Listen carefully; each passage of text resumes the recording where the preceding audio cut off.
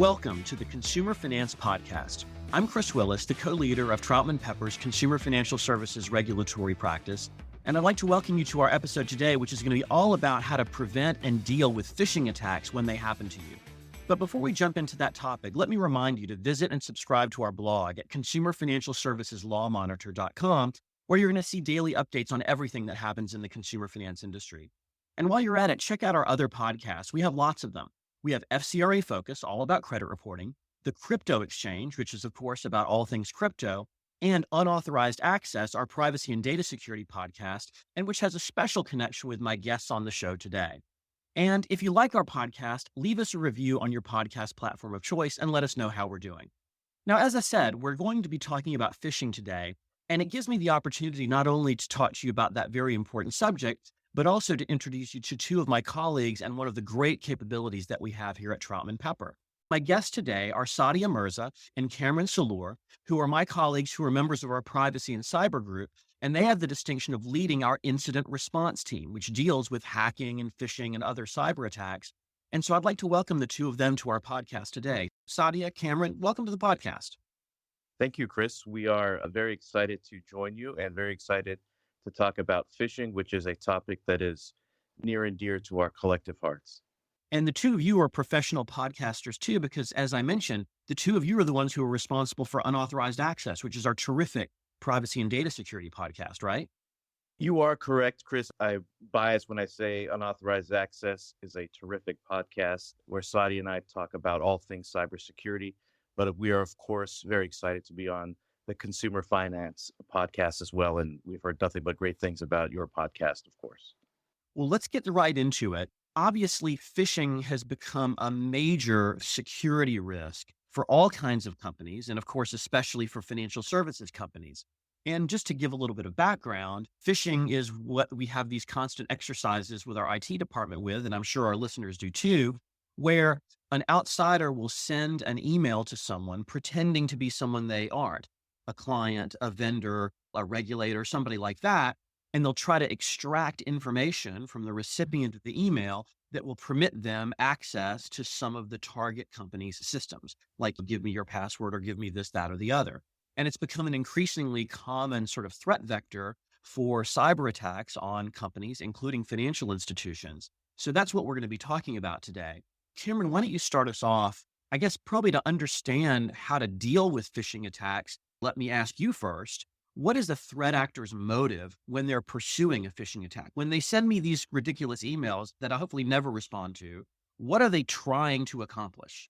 It's an excellent question, Chris. I hate to give the traditional legal answer, which is it depends. But when we're talking about a threat actor's motives, especially in the context of phishing, it really does depend.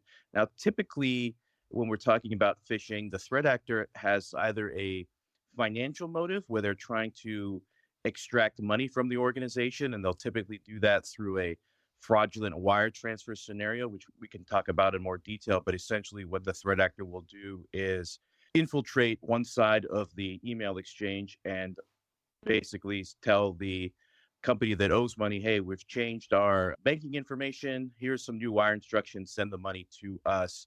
Of course, the new wire instruction bank is the threat actor's bank, and the money goes to the threat actor. That's typical pattern when we're talking about a financial motivation from a threat actor. Sometimes a threat actor is interested in just a phishing exercise or more of a phishing campaign. They want to continue trying to get people to click on links and getting user credentials from other individuals. So sometimes a phishing link will just have an ability for the unsuspected individual that clicks on the link to input their username and password, which now the threat actor will use down the road for some other sort of a phishing campaign. I would say in my experience, those are the two main categories, the financial motive and also the phishing campaign motive. But I don't know, Sadia, you may have a different view than I have. No, I completely agree. I think one of the main motives is to lure potential victims into taking some kind of harmful action. Kamran, you kind of mentioned once you get valid credentials, basically infiltrating deeper into the system and causing possibly more significant harm. I think the one thing to keep in mind with these, when a threat actor is able to get an individual to hand over valid credentials, and now they're in your system using valid credentials, it's hard to spot the threat actor in your system, right? Because they're just operating under the guise of valid credentials. So you just think it's the valid employee that's within the system. To me, I think one of the things we've seen a lot this year is phishing attacks being used to really gain a foothold on the company's network, using those credentials and then exploiting it further to cause other types of harm. Well, and it seems to me too that for financial institutions, they really have to be concerned about phishing at two levels. On one hand, they may be the subject of phishing attacks themselves directly, which is probably mostly what we'll talk about today. But I think there's probably also a significant threat of the customers being the subject of phishing attacks. And then someone basically using that for account takeover purposes, not harming the institution directly, but harming the customer through phishing attacks. Do we see much incidence of that? Chris, you did your homework coming onto this podcast. Account takeovers? Yeah, we see a lot of these type of B2B wire fraud type incidents. And what you're describing is we see it a lot in business email compromise scams. Or let's say a threat actor is able to get into the email account of one of your vendors. They basically take over that account, they take over that email, and they might send your organization new wire instructions, for example, right? And it's tough for humans. They're interacting with someone that they've interacted with before. It's a vendor that they've worked for from the same email address. So it's tough for humans to be able to catch. Maybe it's just the tone that has changed slightly, or maybe it's a spelling issue, but it's tough to catch those types of changes. And that's what makes phishing, even though it's the oldest trick in the playbook at this point, but what makes it so successful and why threat actors continue to use it. What are some of the things that organizations can do to try to prevent these phishing attacks from being successful, from allowing the threat actor to gain access to the system or cause some other harmful effect? Chris, I think there's a number of things that can be done. And I think what you do or what combination of these things you employ is going to depend in part on the size of your organization, the type of industry that you're in, as well as the sophistication of the companies and vendors and third parties that you deal with. But I think phishing training is something that, if used effectively, can be very helpful because it gives the email user just an opportunity to get a sense of what types of emails a would-be threat actor would send, but it also gives the individuals an opportunity to test what they learn about how to identify a suspicious email by looking at the sender's address, looking at the headers, looking at some of the content within that email. For instance, if it's an email purporting to be from the company's CEO, but your company has an external email warning on all external emails, and that same email that's supposed to be from the CEO says external email, that's a telltale sign that, hey, there's something fishy about this email, and let me think twice about it. So I think if you have appropriate phishing training, that is helpful. If you just have phishing training where nobody reports the results of the training, nobody tells you after the fact, here are some telltale signs of why this was a phishing email, ways that you can actually improve your phishing acumen. If your phishing training doesn't have that, then it becomes not a very effective exercise. In fact, it can almost be counterproductive because now people, whenever they get a supposed phishing email, they're less inclined to be vigilant and they're much more likely to click on a link. I think the other area where training is important and can be effective is with password management. One of the things that these phishing campaigns kind of hang their hats on is, look, if you click on a link and you provide us your username and password, well, you may use that same password for a number of other of your accounts. And so now the threat actor has a password, which, if it's only good for one account, the threat actor's ability to gain unauthorized access is limited to that one account. But now if I use the same account for work and I use the same password for my personal banking account and I use the same password for some other accounts that the company holds, well, now the threat actor has a lot more access to the environment based on just getting that one compromised password. So password management is critical. Part of that password management is really not reusing the same passwords, and certainly not reusing the same passwords for business purposes, right? You don't want to have the same password be used for multiple accounts within the business, because that way the threat actor can get much more access. So you're saying password 123 is probably not one that I should repeat in all of my accounts. I'm just asking for a friend. Yeah, password 123, all lowercase too, especially, is something that you don't want. And I know you're saying it somewhat tongue in cheek, but I did a ransomware not too long ago where the admin accounts were admin 1, admin 2, admin 3, admin 4. And Yes, what happened? The threat actor got one password and then realized, oh, well, admin one's not going to work. Let me try admin two, three, and four, and then got access to various different parts of the environment. So you always want to balance security and practicality. And you don't want a situation where you have 30 character long passwords that you have to change every week, because then it just becomes overwhelming and cumbersome, and the likelihood of reusing it is very high. But if you can build it within your password policies, and a lot of organizations have this where you can't reuse the same password within the last, let's say, 6 months, or the last six passwords has to be different. That's something that's definitely helpful. Having long passwords, 12 to 18 characters, is definitely helpful as well, because it makes it much harder for the threat actor to guess. But certainly, password management is definitely one way to help reduce the scope of the phishing attack once it happens. And I think another piece that's very helpful is an easy way to report suspected phishing emails, right? It goes to that old adage, if you see something, say something. And so you may get an email and it looks suspicious. And some organizations have like a phishing link or a button that you can hit that will send that email to the IT team. The IT team can investigate. And if they see that, yes, this is in fact a phishing email, they can send a company wide email saying, hey, everybody, don't click on this. I can't tell you how many companies that we have helped, Chris, where they didn't have a feature like that. And so what happened was the first few people that got the phishing email didn't click on it, but word didn't get around, and the 10th person clicked on it. And then the threat actor was successful. I think it's important to have safety in numbers and a community of being vigilant against these phishing emails. A very effective way of doing that is having an easy way to report this to your IT, and the IT can then spread the word. Yeah, I had a personal experience with that recently. We actually had a phishing test in our firm, and I forwarded the suspected phishing email to our director of information security, and he sent me back a nice gold star for having spotted it. Oh, see, very nice. I didn't know that they would actually reward us with praise, so I will start to do that from now on. I just stop at ignoring it, but I'm going to start to do that. Send it to him. He likes to give those gold stars out. Sadia knows how much I love praise, so I will definitely do that.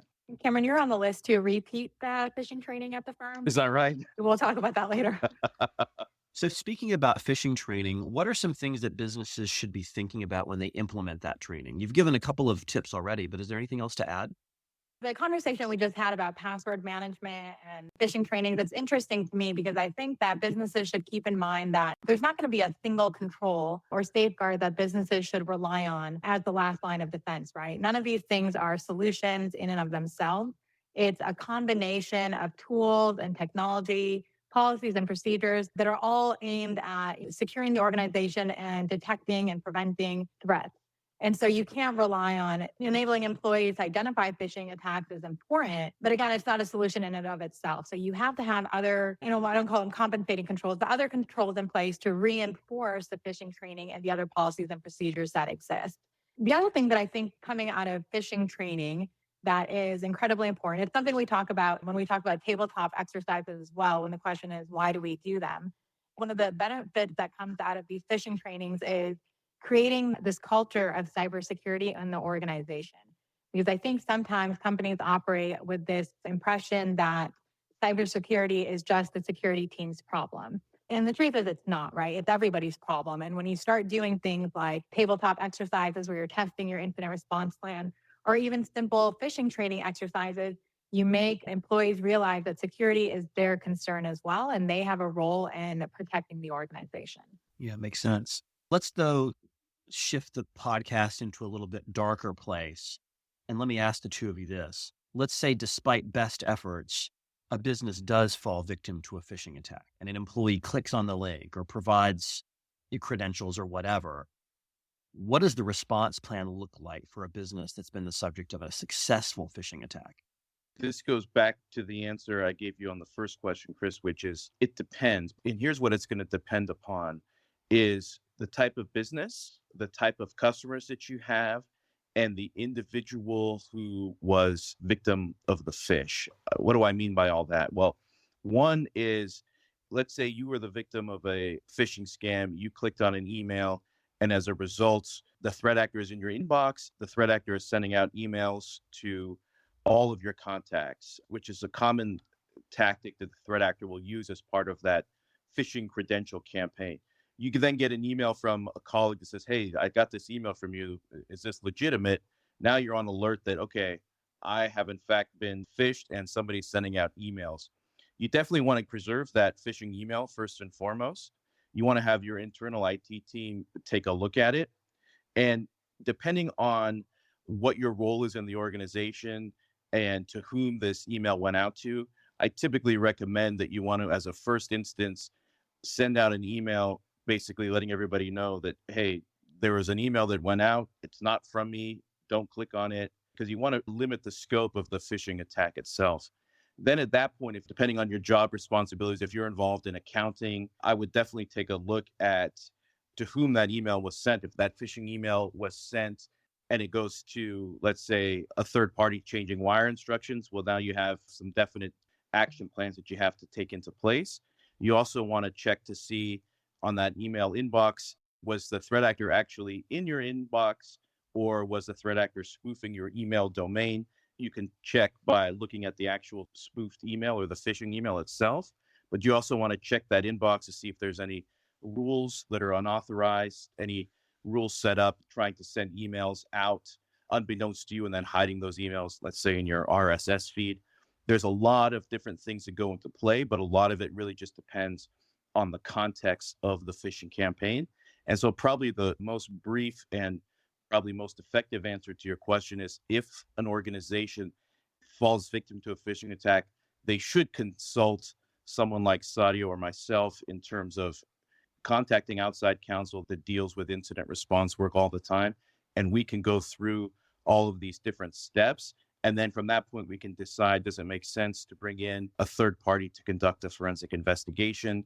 Do we need to have counsel involved to help resolve a fraudulent wire transfer dispute? All these little different things that come into play. But I think the easiest approach is to contact somebody outside the organization and then listen to them and follow their advice. And I suppose, at the risk of being Captain Obvious here, when one of these incidents has happened, I assume that time is of the essence in terms of contacting outside help to limit the scope of the harm. It is, because you want to, one, you want to preserve your logs as much as possible, because at that point, when you've realized you're a phishing victim, you don't necessarily know, A, if the threat actor was in your environment, and B, you don't know when the threat actor got into your environment. So you definitely want to contact outside counsel immediately, because they can help preserve all of these logs. But you also, if we're talking about potential money being transferred to the wrong person, usually with the FBI and the Secret Service, they have good luck clawing back money if it's within that first 48, 72-hour window. And so that's really the critical aspect of timing. Unfortunately, what typically happens in these types of scenarios is you don't realize that you were the victim of a phishing email until 2 weeks after, where somebody says, hey, I thought you were going to send that money to us. Where is it? And then your response is, hey, I sent the money. And then you go back and you look at your emails and you realize, oh, we sent the money to this banking account. And the person saying, well, that's not our banking account. So it's typically too late in that process. But if you're able to catch it right away, definitely call somebody right away, because we can put you in touch with the appropriate people from an FBI standpoint to try to claw that back within that 48, 72-hour window.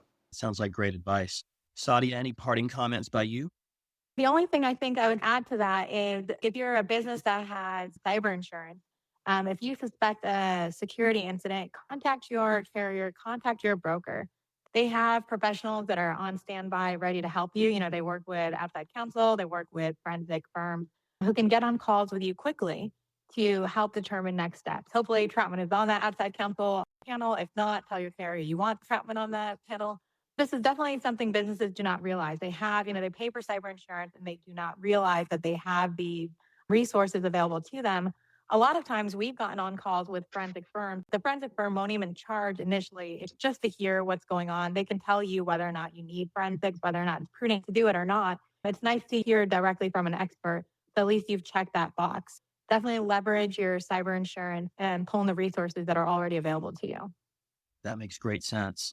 So Sadia and Kamran, thank you very much for being on today's podcast and sharing your insight into this issue, but also giving me the opportunity to showcase to our audience what an incredible privacy and cyber and incident response capability we have here at Troutman Pepper. And of course, thank you to our audience for tuning into today's episode as well. Don't forget to visit our blog, consumerfinancialserviceslawmonitor.com, and hit that subscribe button so that you can get all of our daily alerts on what's going on in the consumer financial services world. And while you're at it, go over to troutman.com and add yourself to our consumer financial services email list so that you can notice of our webinars and our alerts. And of course, stay tuned for a great episode of this podcast every Thursday afternoon. Thank you all for listening. Copyright Troutman Pepper Hamilton Sanders, LLP. These recorded materials are designed for educational purposes only. This podcast is not legal advice and does not create an attorney-client relationship. The views and opinions expressed in this podcast are solely those of the individual participants. Troutman Pepper does not make any representations or warranties, express or implied, regarding the contents of this podcast. Information on previous case results does not guarantee a similar future result. Users of this podcast may save and use the podcast only for personal or other non-commercial educational purposes. No other use, including, without limitation, reproduction, retransmission, or editing of this podcast may be made without the prior written permission of Troutman Pepper. If you have any questions, please contact us at troutman.com.